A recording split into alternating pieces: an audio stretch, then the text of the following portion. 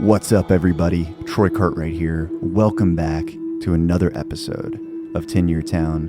We're doing something a little different today. We are dropping a brand new 10-Year Town book club episode on Thursday. We are covering The Boy, the Mole, the Fox, and the Horse, which is a book that you can read in about 15 minutes. It is super inspirational, and I talk about that book with our dear friend Aaron Raitiere. So on today's episode, we are circling back to one of our all-time favorite 10-Year Town moments, which is our interview from last October with Aaron Raitiere.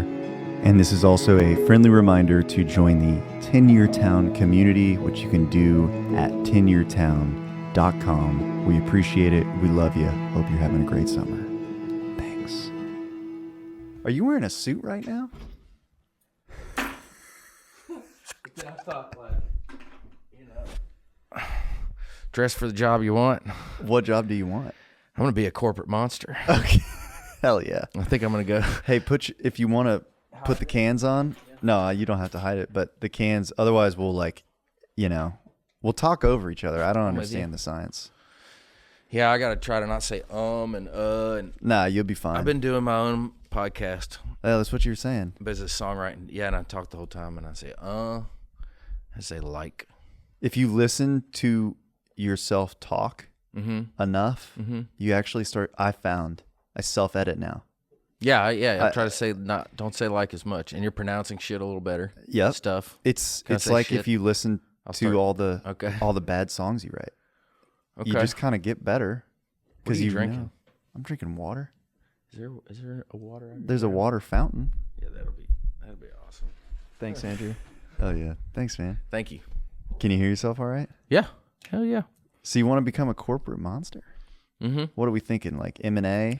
I don't know. You want to be like the fish that ate the whale, reverse Viking? I did this thing the other day with a bunch of corporate monsters, and I did really well.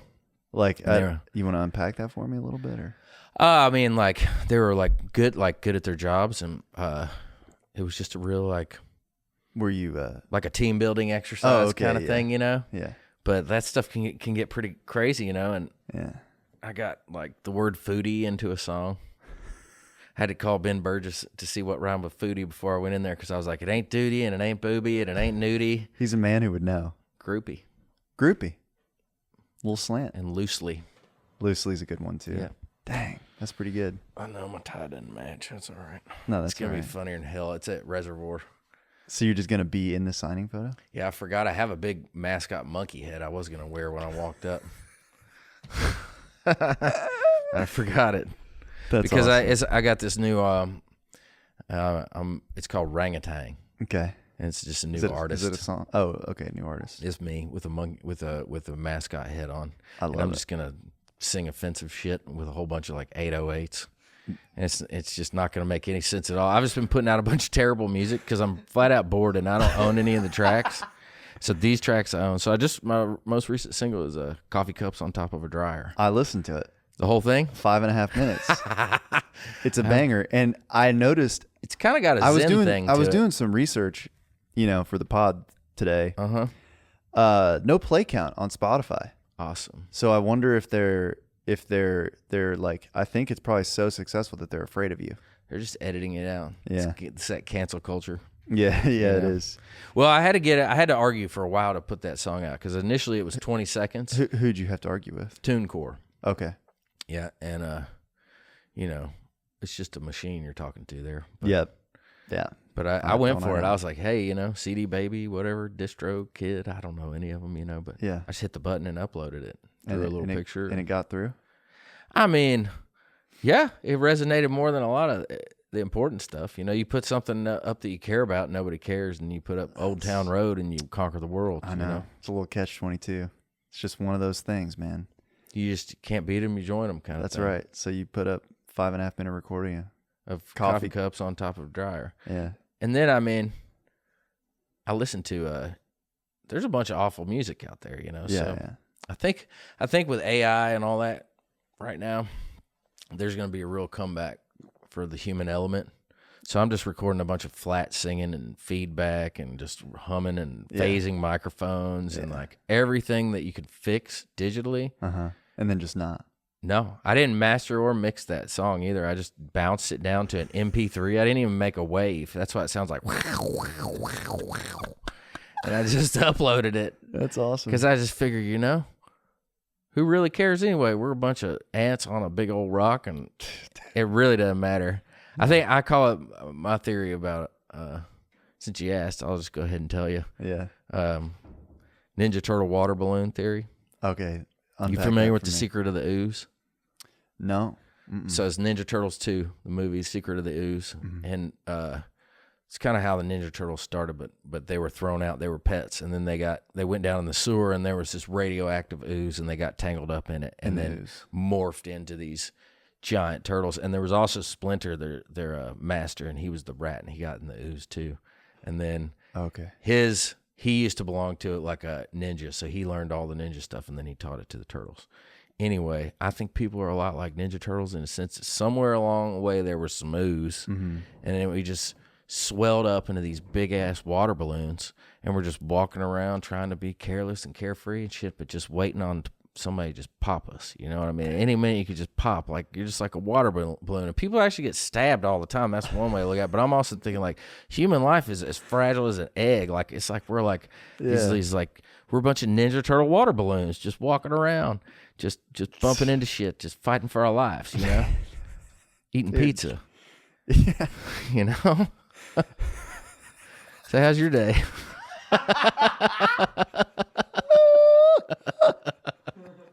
Man, it's pretty good. It's a lot. I wake up every day and I'm like, do I eat cereal or do I worry about this? Yeah. No, I've been leaning towards true. cereal lately. Yeah. So, anyway. Yeah, we used to. What is this podcast about anyway? This is perfect. It's perfect, man. Okay. Yeah. When I was in high school, man, my first job was I worked construction. It's like installing cabinets and remodeling a church. Real job. Yeah, and we'd always like hit the nailing something in, and you just don't know where it went. We called it cotton candy land. It just disappeared. It just into the disappeared. Wall? We don't know. Did it? I mean, sometimes you'd lose a nail. You'd look for that thing for a long time. Yeah. Couldn't find it. Cotton candy world. Find it your tire. One of those things you don't want to think about. That's all I'm saying.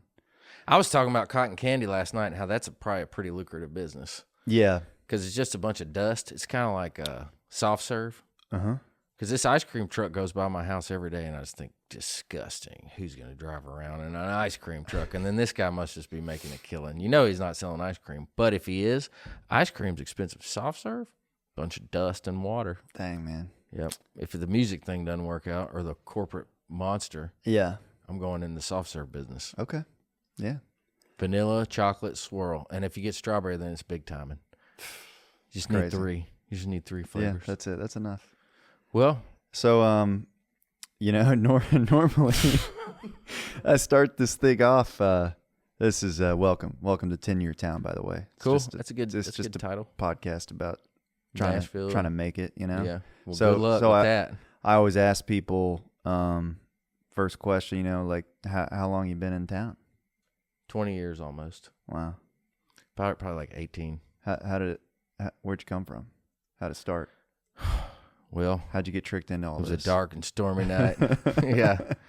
My dad took my mom out, and he said I was one of his better mistakes. Wow. Yeah. And then I made this crummy band in college and realized that it was a lot easier than fencing or working construction or whatever, but it's at that point it was fun, Yeah. Just playing music for fun. So. Yeah. Have you heard of Leftover Salmon?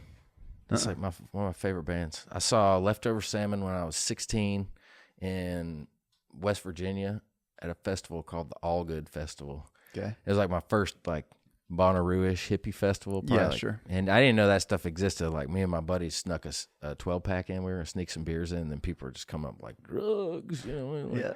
holy moly. And we go into this place. I think I smoked weed for the first time-ish. And watched this guy, Vince Herman, come out and sing this bluegrass song, Hot Corn, Cold Corn.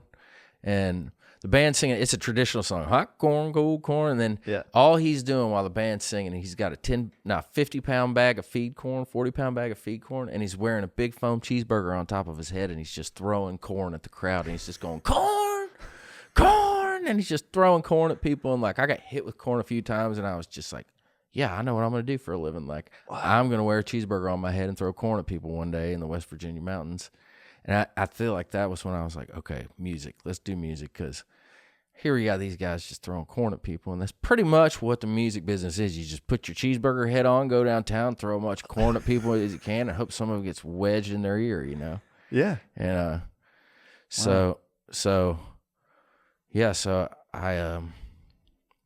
I went to school in New York, decided I was going to play music, moved to Austin, Texas. I think that's not a great place to start off. I learned that way, you know, because it's just it's like the live music capital of the world. Yeah. So everybody there's already kind of made it. And then there's not a whole lot of, it's not really like a songwriter scene as far as I could tell. Like, there's people writing songs, but they've been songwriters for a while, and they, you know. So I sat there for a minute, and it was hot. And I worked at a CD warehouse in Round Rock, Texas. Oh, yeah. And then I worked at the parking lot at the UT bookstore, and I had to find the empty parking spot and point the car in the direction of the empty space. And if they stayed longer than half an hour, I had to charge them $5. And people would stay like 27 minutes, $5.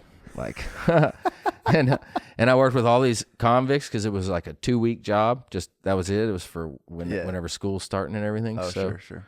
We would just charge everybody $5. You stay there 15 minutes, $5. You just stare them in the eye like $5, you know. And then I got sunburnt, and it was rough.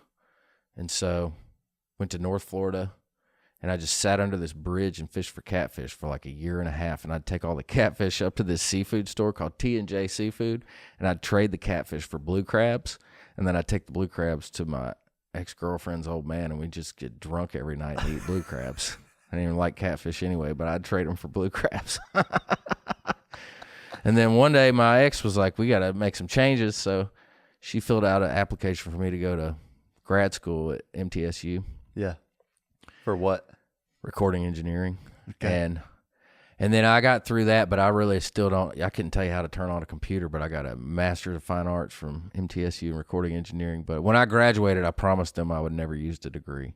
Okay. So I was like, just let me out of here. Yeah, they held me for an extra semester, and then finally I just went in there and was like, look, we all know that I don't understand this stuff. Is this my fault or y'all? So I was like, I paid my bill. Like, I'm already, like, I'm not a moron. Like, yeah, I'm just like, look, I didn't figure it out.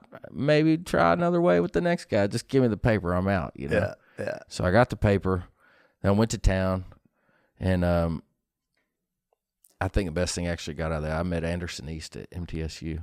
And he was just starting to have some action. So that was kind of my ticket to ride. Sure. Rode his coattails on in, and that's about it for me. Pretty good. Yeah. I'm trying to think if there's any big other element.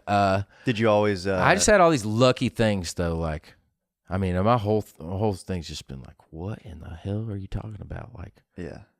Like little lucky things, like Brent Cobb. I'm getting ready to get on a bus with him for 10 days just to write and hang out. I'm excited. He's playing Red Rocks, and and we were laughing because the reason I know Brent Cobb is I had my 96 Dodge Grand Caravan parked on Music Row, and I was just crashing in it every night and just going to rights and stuff.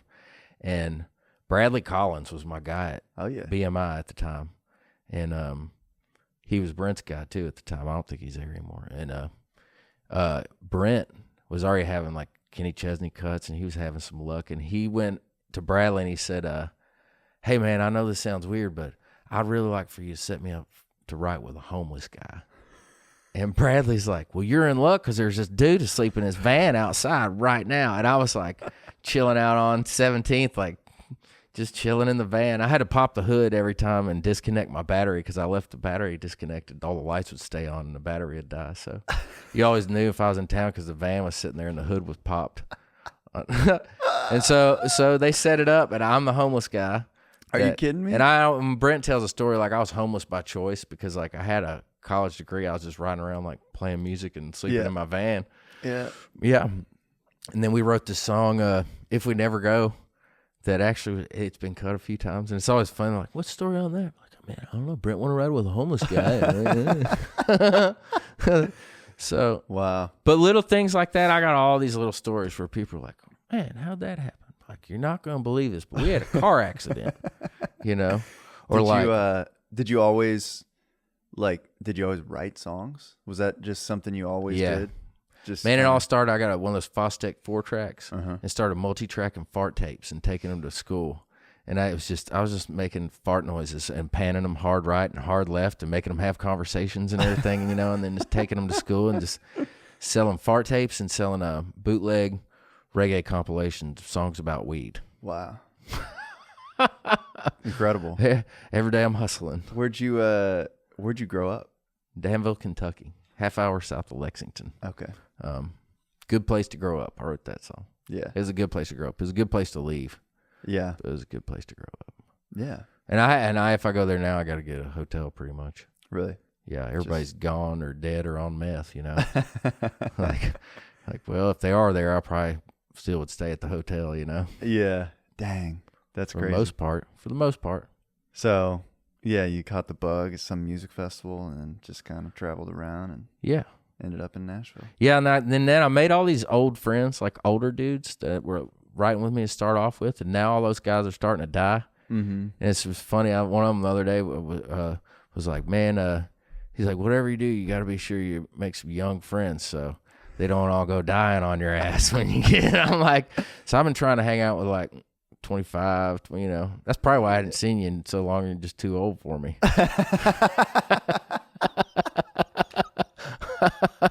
Yeah, you know, I'm afraid I'll get attached and then you'll peel out on me and, you know, it won't work, you know. Yeah. So. Wow. That's awesome. I thought that was funny, though. Good advice, though. Make some young friends just so, like, once all your buddies your age start peeling out, you know, not everybody's doing push-ups. I know that. That's true, man. Yeah, my grandfather's 90, and he tells me that all the time. He's like, man, he's like. Oh, yeah, so you're definitely going to live for a long time. You're going to outlive a lot of people. My other grandfather was 88. Oh, yeah, you got to meet some younger people. Yeah, I just got to just start saying dope a lot. Dope. Okay, dope. Hell yeah. Hell yeah. Just watch. No, and you got to say gas. That was another one I just learned because it was fire, but I wrote with this kid. He's 16 and he says gas. I said, "What's gas?" He's like, "You know, that's what starts fires." Hell yeah, that's fire, man. That's some dope gas. I love it. That's fire. Yeah, that's good. Hell shit. yeah, that's good. Yeah, and then you know you can just peel out on them and it won't matter because you're gone. Yeah, it don't matter as long as you're the first to leave the party. It's all. Yeah, I got a good. friend. That's why he doesn't recycle because he's like, I'll be dead when all that shit comes back around anyway. Yeah, I mean, makes sense. Yeah, and I mean, if you listen to NPR, it's it's all going to the landfill anyway. Apparently. Yeah, what is it, like 8%? It's being recycled. Yeah, I don't know. It doesn't inspire a lot of confidence. Does your mom reuse Ziploc bags? Yeah, I don't remember. I think that's a mom thing. You know, where we did a lot of Ziploc paper bags. Yeah, that was a thing, and I listened to that NPR thing, or I read an article about it. It made me feel bad, so I ordered some. Like I used to get the plastic forks, but now I get the compostable ones. Oh yeah, but I don't know if it matters. It feels like it doesn't matter. It's like the straws and the turtles. Like, is it really? If the turtle dies, like, is it on me? Yeah, it's a lot. It's a lot You're of gonna feel bad anyway. You can just start taking all your beer cans and put some rice in them and a piece of tape over them and call them shakers and give them out for Christmas presents. Yeah, that's a good idea. Got to start somewhere. How did you kind of like get from? I guess at some point you got like the publishing deal along the way. Yeah, I was just writing with a bunch of bands that Dave Cobb was working with. Okay, and then so he started a JV with Warner Chappell. Okay, joint venture. Yeah, and so that's the only. I kind of just got lucky. He made Anderson's record, and Yeah. I was having a conversation with my buddy, and we were sitting there complaining, having that same old talk we'd had for like 5 years. Like, God, I don't know why I don't have a deal. I've been here, I don't know why I can't, and nothing works. And he looked at me and goes, well, did you ever ask for one? I was like, I was kind of just waiting on someone to call me or something, and say, hey, we heard your song or whatever, And Yeah. so I just called Dave and was like, hey, man, if you ever make a company, let me know. Yeah. And he called me back and was like, okay, man, let's do it. No way. And then it took like a year or so for it to all come together, Yeah. Which, I don't know who told me this, but they say the deals that take the longest to make last the longest. I feel that. I thought that was pretty cool. That makes sense. Have you enjoyed that? I feel like you've been there the whole most of the time. We've been there a while. For sure. Yeah. And, I've gotten some really interesting cuts with him. Like some Oak Ridge Boys stuff and, some weird stuff too, like Airborne. Have you heard of Airborne? Those guys are awesome. It's like Australian AC/DC. Like we spent a week just writing ripping rock songs. That's sick. And it was Shark Week, and they wanted a song about sharks. Okay. So we wrote this song, "Blood in the Water." Blood in the water. I mean that kind of stuff. Yeah, where you're like, it's a relief from country. Yeah, from the stuff we do. Yeah, party, truck. Yeah, that's right. Has anybody written that? I make that joke all the time. I bet somebody has. And I thought the party truck would be one, Hop on a party truck. That's pretty good. I think there's one that's like beer, truck, something like that. Truck party. Yeah, there's party mode. There's a lot of truck songs. Obviously. Party mode's pretty good. Yeah. James McNair just put out a really good party song. Really? Did you see that? No. Check it out. Okay. What's it Partying called? Degree. Partying degree. That's good. Yeah, he didn't graduate from college. He just got his partying degree. That sounds about right. It's really well written. Sounds like your MTSU experience, maybe. Yeah. Well, no, I just didn't. My experience was my fault because I was doing all the writing and I was using up everybody's recording time rather than learning how to record people. Sure. And there was a shortage of stuff to record, so I was always like, hell, I got something else. Let's record this. And then when it would be my turn to record people, I would just bring people in to run the session and record my stuff again. Yeah. Just trying to use all the time. And then when it was That's awesome. Yeah, I remember because they said, Mr. Raitiere, describe bandwidth. And I said, when a hummingbird flaps its wings really, really, really fast? And they're like, yeah. I said, that's bandwidth. And I still don't know what bandwidth is, but I don't really care. I think I have a mental wall. I kind of refuse to know what it is. You know what I mean? Yeah. Don't come at me with your bandwidth. No. Anyway, it was a cool experience. I'm glad school's over, though. I did some school time. Yeah. Almost. I thought about going back, though.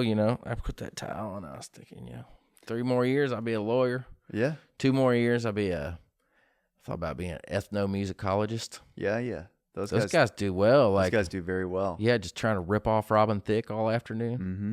Crazy. Yeah, I had a guy, I was at this thing when I was in college, and he was like the guy. I don't remember his name. Yeah. But he came in, and he argued the song one way. Yeah. And then he goes, now hold on a second. And he just argued the other side. And I was convinced both ways. Yeah. So I thought I want to hire that guy someday. Yeah, because he either defends you or defends you. He's like, that's right. Yeah. And those guys are not cheap to get the musicologist to come in on the case and all that. I'm sure like the Ed Sheeran case just had a musicologist. And man, somebody's making a lot of money off that stuff. Yeah, more than like going downtown and eating Virginia sandwiches and winging limp noodles at the wall, hoping one's going to stick. That's right. I mean? But every now and then, you'd be surprised. The limpest noodles just hangs in there, That's right. Yeah. Well, you kind of been a part of a bunch of random stuff in your career as a songwriter.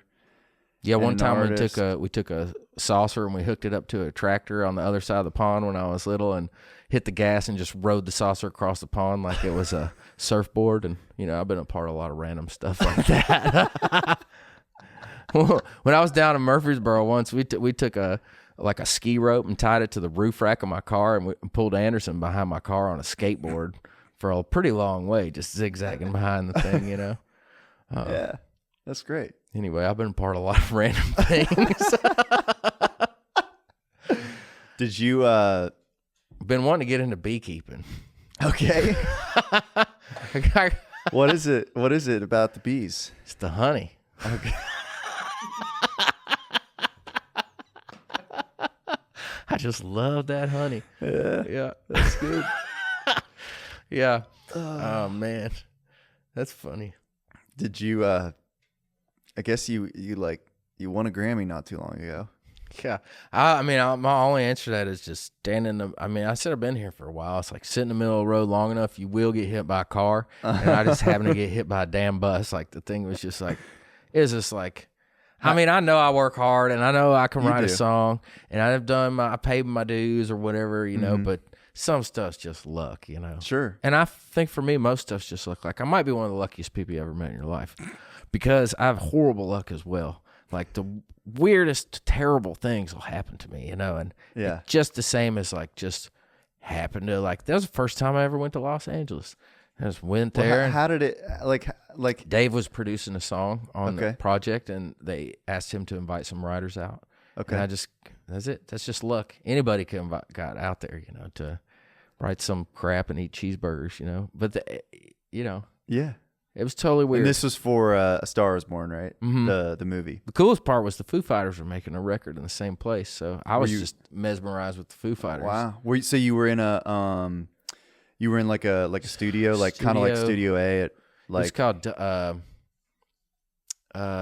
something East. Crap. But it's some complex in LA. They had obviously more. They have than 4 or one. 5 studios with 4 or 5 producers all working on the same project. Okay. And so you were y'all were writing for this movie, but also the Foo Fighters were there. Yeah, and working on their record. Okay. And then, like Josh Homme was wandering around because he was working on. And I mean, there were all these just names of people walking around, and you're like, "Oh my God, was that?" Oh. And then, yeah, and then I mean, at some point, I was just like, "Are all these kombuchas free?" And like, I was just totally like, "The weed's free too." Like it was all free. They're like, whatever you want. Like a movie budget, totally different animal than a record budget. You know, like records are. We'll get lunch. Everybody wants lunch, so order lunch. This is like, what do you need? You need a car? I'm like, I don't know. I was pretty distracted, you know, like a lot of stuff happening at once. How many songs did you write? Like, I mean, do they leave a lot on the cutting room floor? You know, do you write 100? Like 6 or 7. And how many made it? 3. Wow. But it was 4 years later. No way. Yeah. Wow. And I only remembered writing one of them. Which is a crazy story too, because we wrote the big one, and then everybody left and went back to their hotel, and I just proceeded to hang out and, you know, get into the kombuchas.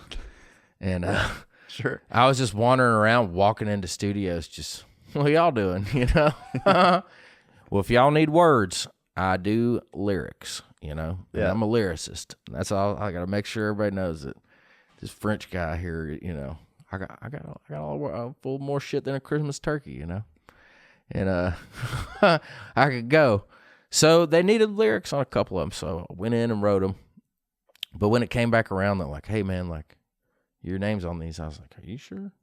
And then had to like look back. I'm like, "I'll be damned. Hey, like we did write that, as a matter of fact, you know." And this, and then they used it, and it was all written. I think the movie was being written around the songs. No, but like kind of like it was all just kind of happening at the same time. Sure. So we had some songs that would have been perfect for the parts of the movie that got cut out. Yeah. Wow. It's cool how that stuff happens. That one was cool though, because we actually went out there and like wrote with her and hung out with like Bradley Cooper and all that. Like, actually met people and did the thing. Like you've had some songs in some movies probably. No, never have. Well, usually like you just hear it's like a pitch, and you know if you're lucky you'll get to talk to the producers and see if like they can give you like real specific parameters. And if, you know, if the song's about like love, you don't. Or I mean, if the movie's called like Red Roses, you don't want to write a song called Red Roses, you know. Right. So it's just weird, right? Kind of away from the target kind of thing. Yeah, like Natalie Hemby's really good at it. Wow. I don't know. I've never like, you know, with the movie's called Red Roses, she'd probably come up with something about like a burning sun or something. Yeah, it's like I don't know, something amazing. Just like there it is. Well, she's amazing. Whoa. Yeah. Yeah. Mm-hmm. I wrote this song the other day. It was for like a truck company. Mm-hmm. And I'm like, I don't know how to go about this. I was writing with some guy that does this all the time, Mm-hmm. you know, and he's like, oh, yeah, just can't say anything about trucks, though. Like, what? Song for truck company, but can't say anything about trucks? Yeah, it was like, we need to write about summer. And like, you know, it's like you said, it's like away from the target. Yeah. It's like to hit it, you gotta walk over Well, it's like there. when commercials started coming out and it'd be like a guy eating a cheeseburger and they'd be like, Geico. You're like, Yeah, what yeah. the hell has that got to do with anything? But you're staring at it, you know? Yeah. Because everybody loves cheeseburgers. I love a cheeseburger. Dude, they do. God, what is it about cheeseburgers? When I was sleeping in the van, I used to just look at everything in terms of cheeseburgers. They'd say, like, it's $200 gig. I'm like, that's 200 cheeseburgers. That's You true. Because you're living on the value menu. Yeah, at that dollar point. menu. Yeah. Like $200. That's 200. I got to take the gig. I'll take the gig. That's a lot of cheeseburgers. Yeah. Sheesh. Now you're like, Did you get to go to the Grammys? mm-hmm. What was that like? Oh, God. It was a nightmare because I left my phone in the Uber, and then it got stolen out of the Uber, and I was staying at some French hotel on some street I couldn't remember. I didn't know where anybody was, and like it happened in the afternoon, so we won the award, and I saw like a handful. It was like, oh, and I was like, oh, hell, there they are. You know, I went over there, and then immediately just bummed a ride to an Apple store from a stranger that was 45 minutes outside of town. And I just sat there for like 6 hours in a tux with like my tickets to all the parties and all that stuff. And then like about 10, I finally got a phone because I couldn't remember any of my passwords and I couldn't remember any phone numbers and I couldn't remember anything. And I just was like, so then so the cool part is I finally get back to my hotel and I've missed everything related, like won a Grammy, but had like a terrible afternoon. And I missed all the texts too coming through that were like, hey man, haven't talked to you since high school, but congratulations, you know. So then when I finally get this other phone, the second text start coming through like, well, fine, if you're not gonna write me back, then fuck you, you know. And I'm like, what in the hell is happening, you know? And I got back to the hotel and I had 3 beers with this lady sitting at the bar, and then I said, all right, I'm gonna go to bed. This end it. And I went up and I was kind of like messing with my door, and this guy in the hotel room next to me kind of falls out of the room with this lady, and she's just like, you just want a Grammy, baby. And he's like, oh my God. And I'm like, sitting there, I'm like, hey, I did too. And they're looking at me like, is this guy just fucking with us, you know? And I started talking with this guy, and we talked for like 10 minutes, and it was Danny Carey, the drummer of Tool. And I at that point like wasn't really into Tool, but now I listened to 2,200 hours of the same Tool song last year. It was my number 1 on Spotify because the next week Tool was playing in Nashville, and he's like, man, I'll put you on the list. And so I got home, and my Grammy story is I met Danny Carey from Tool, and then he put us on the list, and I had pretty much a row at the Tool show, and we had all the passes, and the sticky for the show said Jeffrey Epstein Watch Crew, and it had a guy hanging himself over a toilet bowl, and that was the sticky that everybody was wearing around to get backstage. Wow. It was awesome. So like, I'm like, I think I would have picked the night with Danny Carey at Tool over Grammy party, you know? Absolutely. Yeah. I mean, like, I don't know. You hit a certain point, you just want to watch a tomato grow, you know? Yeah. Yeah, I know what you mean. I just kind of hit that point lately. I was like, I don't care if God himself's going to be at the party. I'm not coming. I'm watching my tomato grow. Or herself or whatever it is. Sure. Yeah. Yeah, God is a woman, so they say. I saw his T-shirt. It said, be a man, be a woman. I thought that was great. Like, start some internet challenge. Like, just start putting on red lipstick or something like, be a man, be a woman.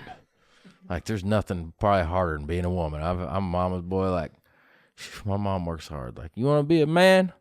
Be a woman. You know? I love it. Yeah. Wow. I talked to this girl the other day. She said she ate an oyster as big as her tongue. I said, you must have a big tongue. And then we got in this whole conversation about tongue shaming. And, man, anything, you can really shame anything unintentionally. I was like, look, I just said it was a huge oyster. Oh, I know. It was a big oyster. And she said that oyster was as big as my tongue. You know? Anyway, all tongues are fine with me. And I don't know any other way to put it, you know? She came at me for tongue shaming, you know? Yeah. Man, you can't say I'm anything a these 40-year-old guy from Kentucky. If you got a weird tongue, it's not my problem, you know? days. Yeah, that's a good point. We're lucky to have tongues at all. Them things fall out. Yeah, I've heard of that happening. Hell actually. yeah, that's so messed up. God bless anybody dealing with that. Yeah, tongue falling out. Shit, yeah. You know, somebody right now is like, son of a bitch. Why they gotta go talking about the tongue stuff? It's making it all weird for them, you know, too. You're like, God, it was cool until they went on the tongue thing, and then Jerry's sitting over there with his half fallen out tongue. Yeah, Anyway. it's tough. Enough with the tongue shaming. That's disgusting. It's a gross word, too. Tongue? Yeah, it makes me think of cows. Yeah. My grandma was afraid of cows. She was a Holocaust survivor. It was crazy. And she went towards the end, she called it walking the dog, and she'd say, you know, she's French. She'd say, you walk the dog, you know, and I'd come over and pick her up and put her in my van and drive her down the road about 40 miles an hour. She went, whee, as fast as she'd been in years, you know. And she's afraid of cows. And I don't know why, but I pulled up next to all these cows one day. And they were kind of hanging over the fence out in the country, and rolled the passenger's window down, and she's over there, and she's kind of, and I said, "Mrrr," and all these cows are going, "Mrrr," and she goes, do not provoke them. I've never seen nothing like it, man. Oh, man, she was afraid of cows. Anyway, back to tongue. There's probably a country named Tongue or something, you know? I don't know if we can just look that up real quick. Is there a country named Tongue? I don't know. Ben, can we look that up? I doubt it. You never know. But probably a city or An artist. yeah. Tongue Highland. It's a coastal village in Northwest Highland in Scotland. There you you go. Man, Scotland's Tongue. got all kinds of crazy stuff. I love that. Um, Wow. Learn something every day. I've never been there. yeah, I never been to Scotland actually. No. I need to go. But I love sandwiches. I don't know what that has to do with anything Scotland.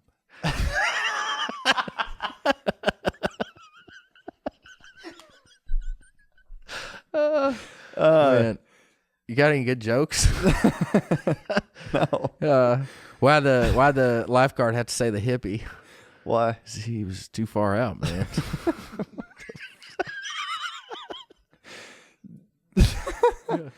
Hey, what's in the notebook? You got you write song ideas in there, or Yeah, I've been drawing a little bit. It's just like anxiety and secrets, yeah, treasure maps. yeah. I used to just put. Do you organize it or just let it all? No, ride? it's a lot of. I have a lot of notebooks, and they're not organized at all. Yeah. Yeah, I thought about keeping a journal. I figured that was a bad idea because nobody needs to know what I'm up to, ever. Yeah. Yeah, I got skeletons like out on the sidewalk right now. They're just waiting on me by my car. Yeah.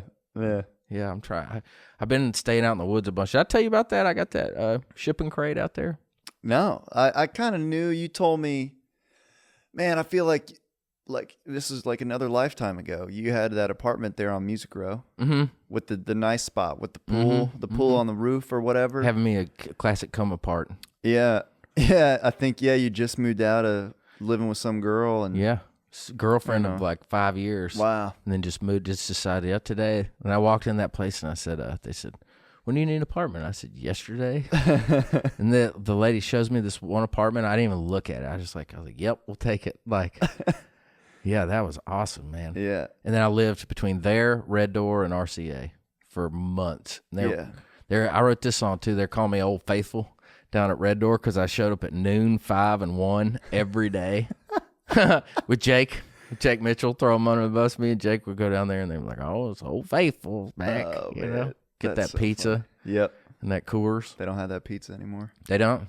Well, they I haven't did been for down there in while. a minute because it's just I have flashbacks. Yeah. Or I just get into trouble. Like if I go down there, I'm just gonna like probably go home with something, you know. Yeah. And it's always a risk. I know. I went down there like on a Monday night. I was like, oh man, I got a whiskey jam. Because man, I remember when I was going down there all the time, I'd always look around and I go, how come none of the guys like older than me are still out here every day like I am? Like what happens? Yeah, you know? they either die or they have success. Or they just get like, it was like I woke up one day and I was like, well, I don't really want to do that anymore. Yeah. And now I just sit in my house and write songs. And You hit a point, you get tired of peeing out your butt.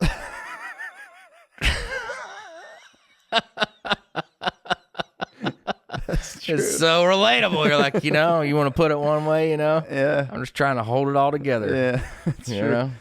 Anyway. It's just a part of growing up, You're Yeah. like, man. Then now like sober's the new drunk. Yeah. It's pretty wild. A I lot got of a young buddy. He'll people are just sober get now. sober till 3 a.m. This guy gets so sober.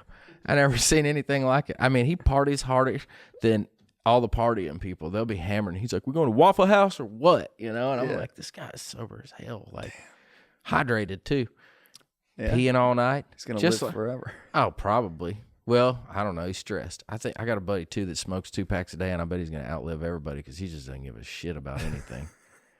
I mean, you're like, "You want to make this better?" And he's like, "No, it's fine how it is." About everything. How about your life? You want to improve it? Why would we do that? I mean, I still got 4 cigarettes left, and the sun ain't set. Yeah, I mean that's a good point. If it's not broken, He's gonna live forever if you don't give a shit about, if you worry about having a heart attack, you're probably gonna have one. I was thinking about that the other day. I was like, "Am I having a heart attack?" I was like, "Fuck, I'm gonna talk myself into having one if I'm not already having one." Yeah. And I was like, "No, it's just palpitations. It's just palpitations. It's just what a Yeah, word too. It's no problem. Yeah, no problem at all. Or when you're laying on your pillow and you can hear your heartbeat. Mm-hmm. Oh Like, yeah. am I dying? You're like, yeah, every day, man, second by second, slowly. Yeah. Do you? That's why I'm trying to be a corporate monster so I can be focused a little bit. Songwriting, you just got to chase that fucking insanity all afternoon. You do, and it lends Sometimes I just itself want to to clock a in. lot of anxiety. Yeah, I was gonna work at Trader Joe's, but I couldn't stand the bells. It's like ding, ding, ding, ding. But I thought that's far out. Everybody there's just a little baked and eating organic. Yeah. Yeah. Not bad. Yeah. Get some frozen pizzas. Thought about Kroger too, but bloop, bloop, like it's the ears. Your ears are trained, so I guarantee you don't really hear that. Like my mom doesn't hear. Bloop, bloop, bloop, bloop, Yeah. bloop, bloop. That's all. That's you all hear. I hear, man. Yeah. Yeah. Otherwise, I'd be bagging. Yeah. Bagging them groceries. Yeah. I wonder. Like we got a new roof recently, the house. Yeah, that's another reason I write songs because I see those guys out there in 100-degree weather. Yeah. And I'm like, potato, tomato, tornado, potato, tomato, tornado, potato, tomato, tornado. I wonder sometimes of what it would be like to just like have a job where like the day's over and you're like, oh yeah, that's what I did today.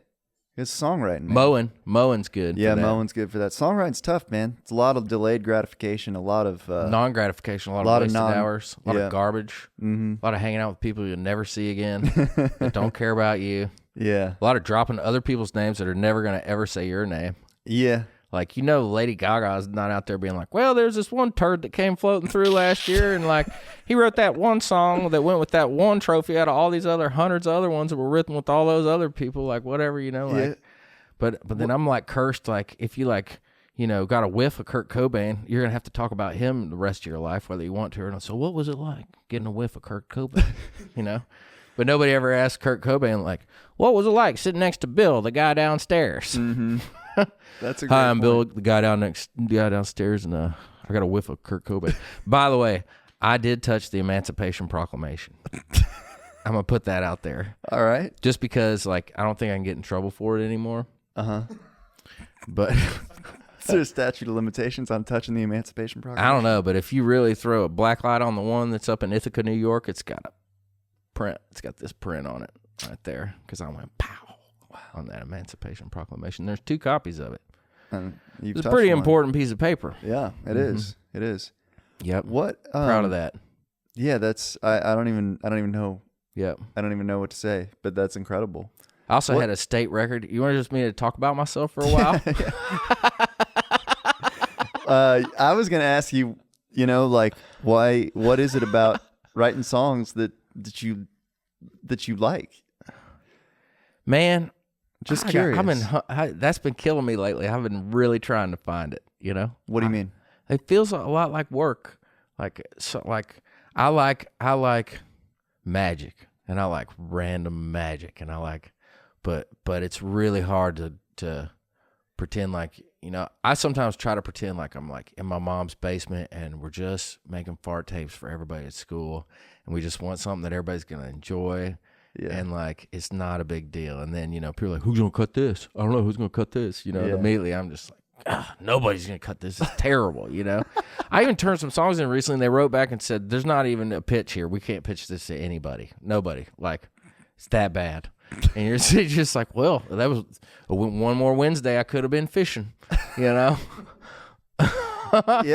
Yeah. So what I love about songwriting? I just love not painting fences. That's the only thing I've like come to it. Like, I love not having to be on a clock. I love the aspect of the job. I love being around creative people. Yeah. I love dressing like a ding-a-ling and going into work. And I got in this fight with 3X's back girlfriend and my XXX girlfriend, and she was so sweet. And the meanest thing she ever said to me, it still sticks with me. It pissed me off so much. She said, "Oh yeah, well you dress like an 8th grader." And I'm like, "Yeah, I do," because like 8th grade was awesome, and despite all my rage, I'm still just a rat in a cage, Yeah, I am a smashing pumpkin in my heart, So yeah. Anyway, I don't know what that has to do with anything. Well, you're just chasing that thing. Yeah, I want to write grunge rock songs all afternoon, and that's not what we're here to do. Party truck party, and every now and then it'll work. Yeah, every now and then it won't. I don't know. What do you love about writing songs? You're doing a podcast. Yeah, I'm doing a podcast. I'm going into corporate, turning into a corporate monster. I'm going in the cotton candy business. I'm going in the soft serve business, and you've got it all planned out. Yeah, I got a little booking agency. Okay, I've been doing a little bit of. I was like, look, it's a long drive to Brentwood. And so I'm thinking, why not just really do it? Like songwriting, art, it's pretty much just to the soul. Why not just while you're at it, And I mean, like I learned on Jerry when I was in 4th grade watching Jerry Springer before my mom got home. I'd have that shit on being like, if you got it, flaunt it, If you got it, flaunt it, Yeah. Yeah. Nothing like a dad bod. Dad bod's the new 6-pack, like sober's the new drunk. That's right. Yeah, I'm in it for the for not working and for the ladies and you like the free sandwiches. You like the I lifestyle. just love a good sandwich, and there's a lot of sandwiches. Songwriting, like there are. Yeah, a lot of like you go to Smack. There's do just they have a sandwiches? Lot. Oh, they got a lot of snacks. Oh, wow. Top tier snacks. I know Creative Nation will order you lunch sometimes. Really? What would you rank the publishing houses in terms of their how good their snacks are? Warner's been pretty good lately. Warner Chappell's pretty good. Yeah. And they got a whole nother closet. If you don't know about it, I'll tell you where it is next time over there. But okay. Man, I think you can get in there with a bobby pin. Yeah. They got a secret snack closet. Universal used to be the place. I haven't been over there in a minute, but they had a great loaded up snack kitchen. They got I mean, it's kind of the trick. Like Sony's got that. Combustion has pretty good snacks. Yeah, they got those zebra cakes. Seagale has pretty standard snacks. Not nothing to rave about, but they're there. Like you can have a good goldfish breakfast, and I've had a lot of snack breakfast. Sony's lunch. Got that those little beef jerkies now. Yeah, there's little. Yeah, I think they're selling those. Everybody's getting their snacks at Costco for sure because you got to get it bulk or Sam's. Yeah, I mean, if I go crazy on the beef jerky, I just get the heartburn. Yeah. You got to watch out. Yeah, you got to watch. And you can't take too much Prilosec, or you'll get immune to that stuff too. Yeah. I used to watch my high school sweetheart's old man lay in the driveway and just scream in pain from like natural light heartburn. Natural light heartburn? Natty Light. That thing will just eat a hole in your esophagus if Dang. You just chug Natty Lights. I love Natural Light though. That was my favorite beer ever. Those are the beers I'd steal. Like, it's like drinking water. Yeah. Yeah. I'm a light beer guy. Just love Coors Light. I've been just trying to just not drink lately because I just, tended to get drunk. Yeah. But you have a storage container, you were saying? Oh yeah, I put a bunk bed in a desk, and it's got like fake hardwood floor, drywall, 20 by 8 foot shipping crate. Yeah. But you open the metal doors, and then there's like actual doors. Like you got like AC or?